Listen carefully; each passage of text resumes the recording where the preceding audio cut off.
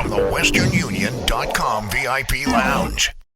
It's 106 KMEL, your girl Shay Diddy here, sitting down with the one and only Lil Dicky. What's going on? How are you, Shay Diddy? I'm so excited to actually have you here for once. Thanks for having me. How have you been? Great. How have you been dealing with the success of your album and your singles? You know, it feels like an elevated level of happiness. Okay. Like, I honestly feel like there are just moments where it feels like I'm living in a very good dream.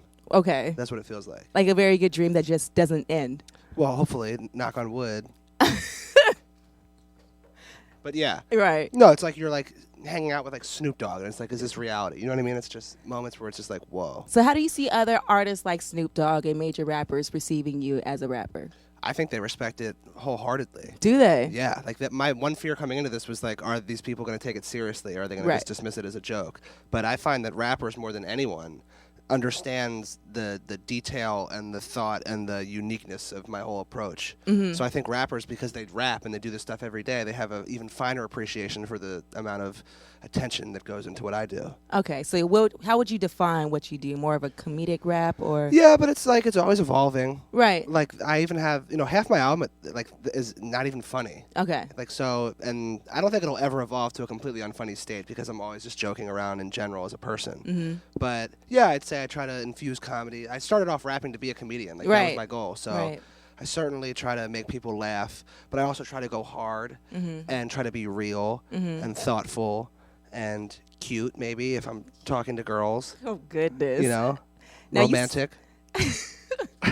Now, you actually used to live in San Francisco? Yeah. Tell 3 me years. about that. I lived at Bush and Laguna in Pacific Heights. Oh, you're from my hood. Yeah. Okay. That's where you live around there? Uh-huh. I live Such down a the good street. area. Right. Yeah, I love it there. I loved in San Francisco. It's honestly probably my favorite city in America. I only moved because you kind of have to be in L.A. Right, for music. Yeah.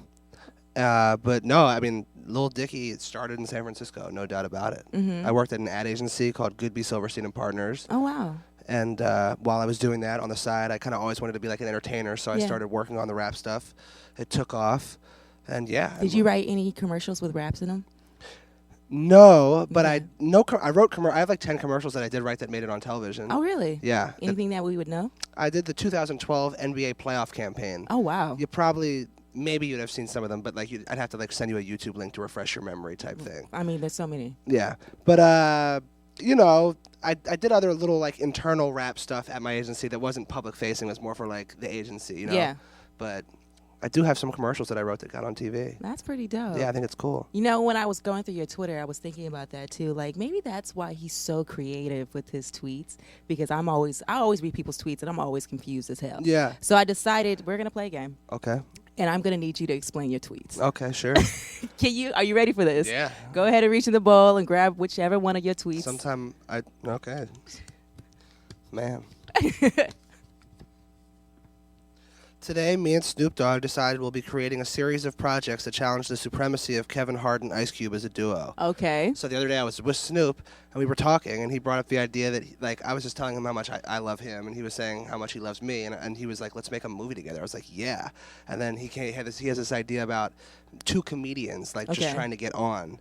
And it's totally like just a conversation right now, but I love the idea of me and Snoop challenging Kevin Hart and Ice Cube. What if all four of you guys did a movie together? Man. What is like two? Maybe that's what we should be doing. Maybe instead of challenging them, I should be aligning with them because I love both of them too. That would be hilarious. Yeah, it'd be a great 4-person crew. I'd love to see that. Yeah. Go ahead and grab another. I'll take it. Go ahead.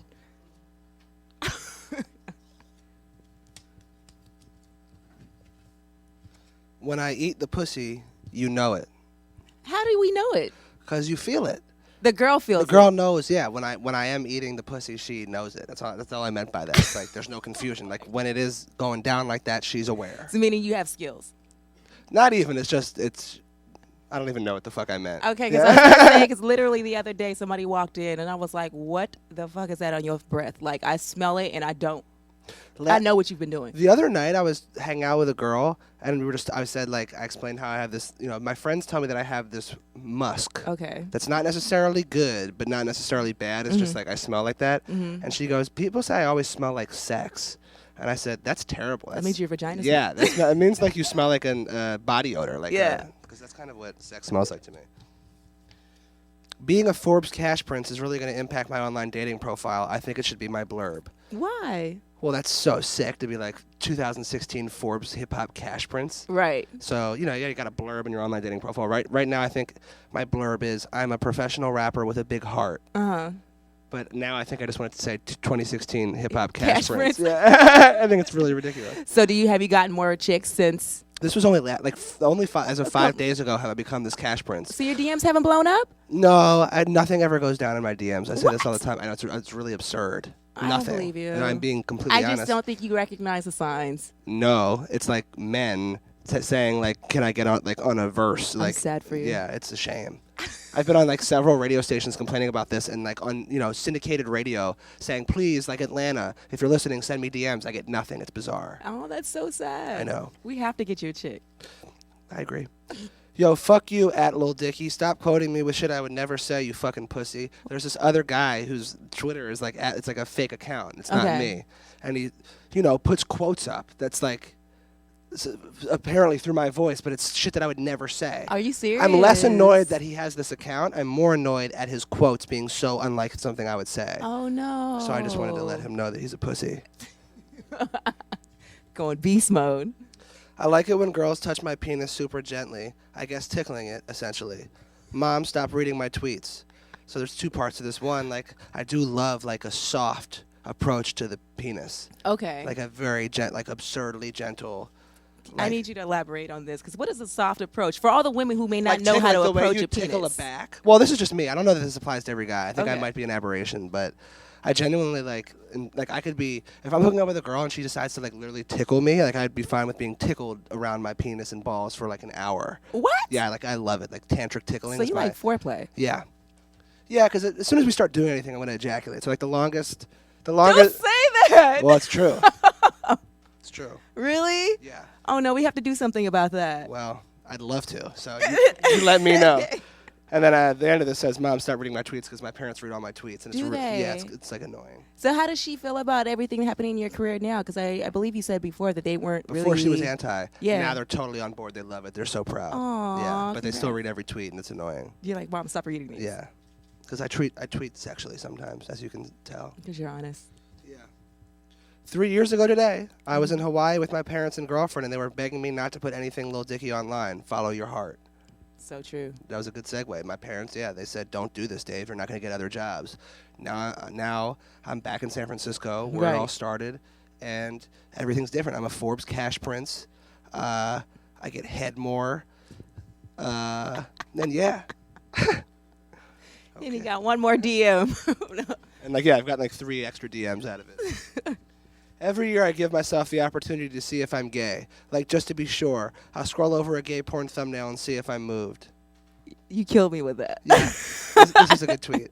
No, I feel like a lot of gay people are they go through life and they don't even realize they're gay, and they're like, "Oh my God, wait a minute, let me think about this for a moment, maybe I am gay." Okay. And, I think I tweeted that as a joke for the most part, but genuinely, I'm a very open guy. Honest, you know what I mean? And I've learned that I'm not gay. I'm definitely not gay, but I totally know when a guy's good looking. Yeah. I'm well aware. And if I'm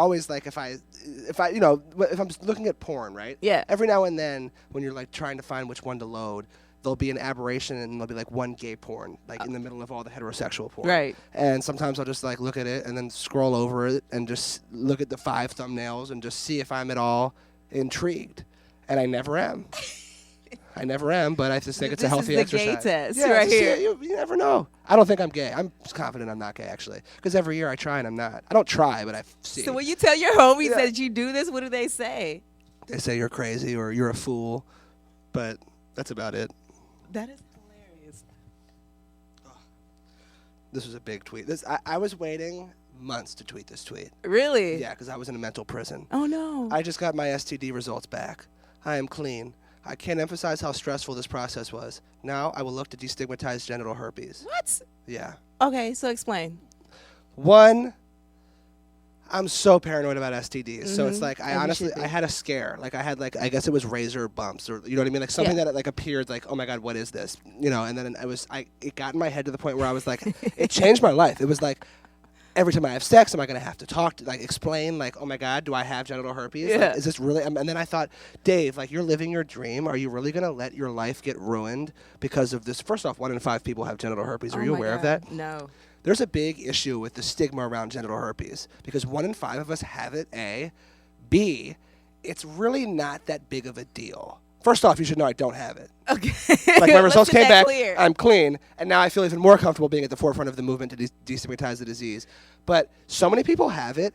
It's not that big of an issue. It's like once a year you'll have some sort of 1 week like breakout. Mm-hmm. But people act like it's the biggest relationship deal breaker and like social faux pas like in the world. Like I met a guy who hasn't had sex in 2 years. Great guy, because he's too scared to initiate that conversation. Oh, and it just fucks with people's like lives, and nobody's standing up for the fact that everybody even has it. Like 20% of us have it. 90% of that 20% has no idea they even have it. That's crazy. So it's just a rampant disease in America that's like just the fucking everyone gets a cold too. We still marry people that have colds. I don't know. I need to. I love how you're so passionate about this is a big deal to me. Oh my God! So you were in a 3-month jail until 3 you months get mental tested. prison until I wasn't gonna get tested because I was like, I can't even deal with the reality of if I have it. I was like, I'm not even gonna find out. And then one day, it was just too overwhelming of a burden. I was like, fuck it, I'm just gonna find out. I found out I don't have it. Thank goodness. But there's so many people out. Like I could have gotten it. I could have easily gotten it. I use condoms all the time. You could get it by having sex one time using a condom. So it's just like, it's not fair. Like the people that have it, their lives are being stirred. There's a cloud that doesn't need to be there because we all have to realize. Imagine if it was destigmatized, then all we'd have to worry about is AIDS. Yeah. And sex would be so much more liberating. No, there's a lot more to worry about. There is. There's pregnancy. Yeah, there's syphilis and chlamydia. Yeah, but anything curable, I'm totally okay with. It's just like you can't drink for 2 weeks while you take the antibiotics. Yeah. It's like the incurable stuff. I get it. It's incurable. It's there forever. But like we just have to realize. In 20 years, it's going to go from 20 to 40%. And it's just like at some point, if we just as a society say, you know what, it's not that big of a deal, then I just think a lot of people's lives will be substantially improved. Yeah. So I appreciate that because it kind of freaked me out with that. And I was like, what do you mean destigmatize it? Yeah. I think it should be destigmatized. Not like to a 0% level, but I just think it's so like people act like it's the biggest deal in the world. Yeah. And it's just not. It's like having a rash for a week. Exactly. And we act like, oh my God, I can't even communicate with this person now. It's like, and it's bizarre. No, he has herpes. Yeah, exactly. But 1 in 4.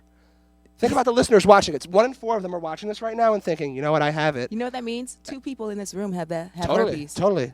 And 90% of us don't even. Do you have it? I mean, you might have it. There's no problem with it if you do. That's hilarious. And the final message from this, just go get tested, people. Yeah, it's worth it. The mental prison's not worth it. I know, right? Yeah. Now, last thing I wanted to ask you, when can we expect a new project from you? Man, I don't even know. To me, this project, the album still has tons of life. Like I still have at least 3 videos that I want to make. Oh, wow. And my videos tend to make waves. And yeah. So, I think it's going to be at least a year. Oh, wow. But there could be stuff that comes out on that project that before it comes out, you know what I mean? Yeah. And I don't think it's going to be an album. I think it's going to be like an EP. Oh, that's cool. Like 6 songs. Albums are too strenuous. Yeah.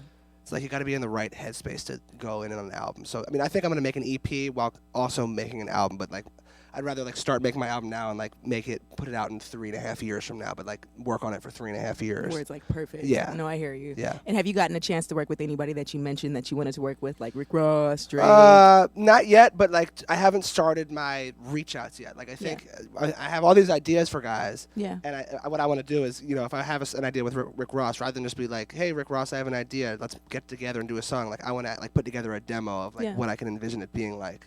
So it's like easier to convince people why it would be amazing. Well, if anybody can convince them, you definitely can. I am a salesman. Exactly. Yeah. So if people want to follow you, see what you got going on, check out the latest videos. Where do they go? Save That Money is my latest video. It's on YouTube. You can type in /Lil Dicky Rap on YouTube. My album's called Professional Rapper. It's on iTunes. I know I encourage saving money. I certainly prefer people spend just this time. Instagram is @LilDickyGram. Twitter is @LilDickyTweets. And that's enough. Awesome. Yeah. Thank you so Thanks much for sliding having me. through. That was fun. Lil Dicky, Shay Diddy's 106 KMEL. Salute.